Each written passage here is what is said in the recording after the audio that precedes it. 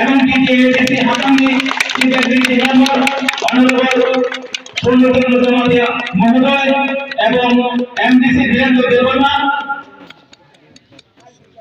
যখন আপনারা নাই চুনচির পাঞ্জাব ইকরাম খান ইকরাম খান স্বাগত বিশেষ মানে কোনো স্বাগত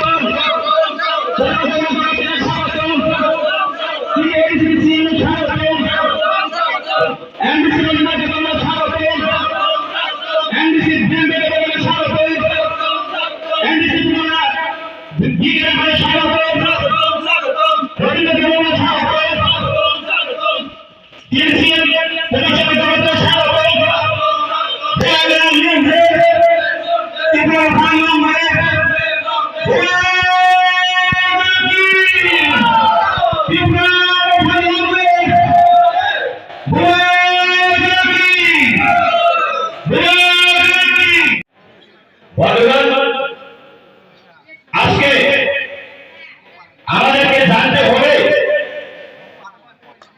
আজকে আমাদের এই লড়াই কেবল আমাদের ভবিষ্যৎ, আমাদের অস্তিত্ব রক্ষার জন্য আমরা লড়াই করছি বন্ধুগণ।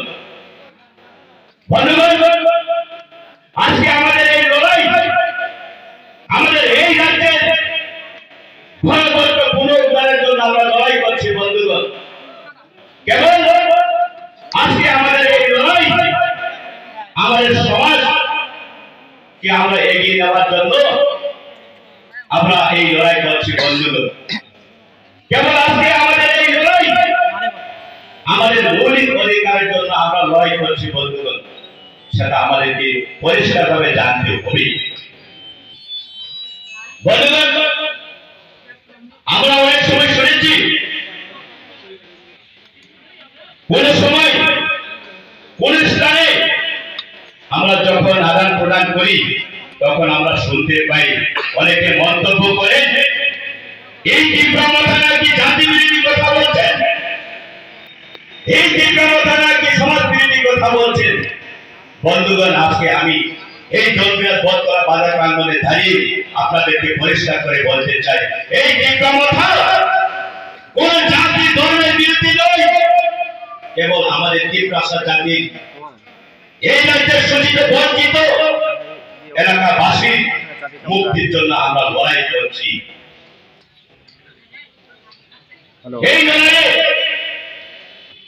আজকে আমাদের কাছে, আমাদের সামনে, আমাদের মশাল হয়ে আমাদেরকে এগিয়ে নেওয়ার জন্য চেষ্টা করছে আমাদের শ্রী শ্রী শ্রী মহারাজ প্রদত্ত বিক্রম মানিক্য মহোদয়।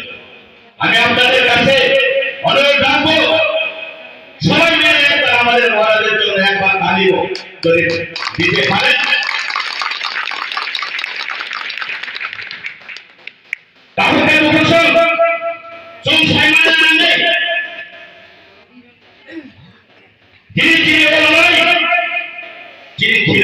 ভবিষ্যৎ কর্মকাণ্ডের গ্রামে যিনি অজবা, যিনি দুবার গ্রামে শিক্ষাই চুমতি অজবা অর্জুন যত মাল থানসান লই তুম মাছ চুবালাই নেই।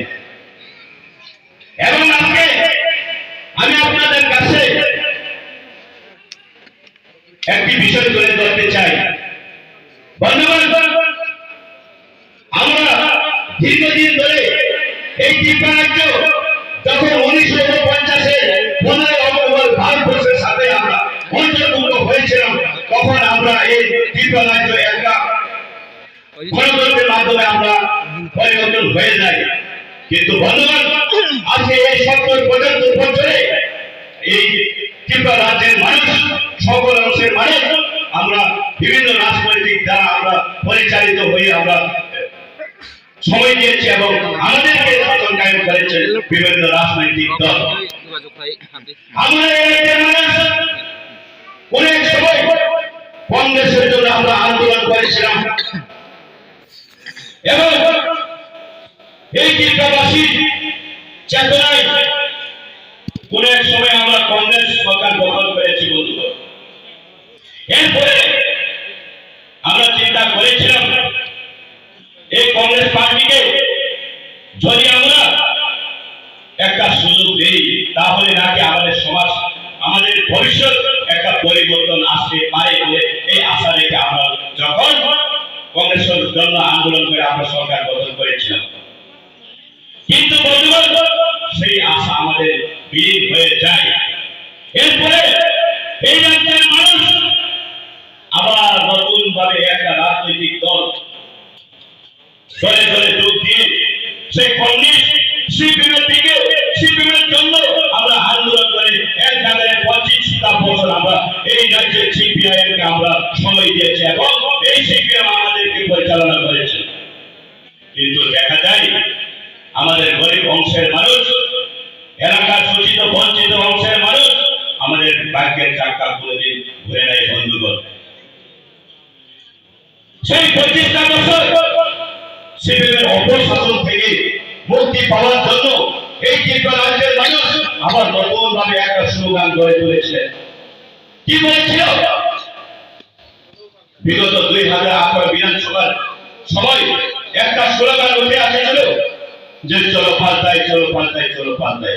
বন্ধুগণ, এই রাজ্যের মানুষ, এই রাজ্যের আপামর জনসাধারণ, দিনমজুর, আমরা গরিব অংশের মানুষ বিশ্বাস করেছিলাম যে বিজেপি একটা সরকার যদি, আমরা যদি এই রাজ্যের মানুষ আমাদের পাল দিয়ে নতুন একটা সরকার যদি গঠন করতে পারি, নাকি আমাদের বাইরে চাকা করে যাবে এবং আমাদের লাভবান হবে এবং আমরা উন্নত দিকে এগিয়ে যাব বলে আমাদের আশা ছিল।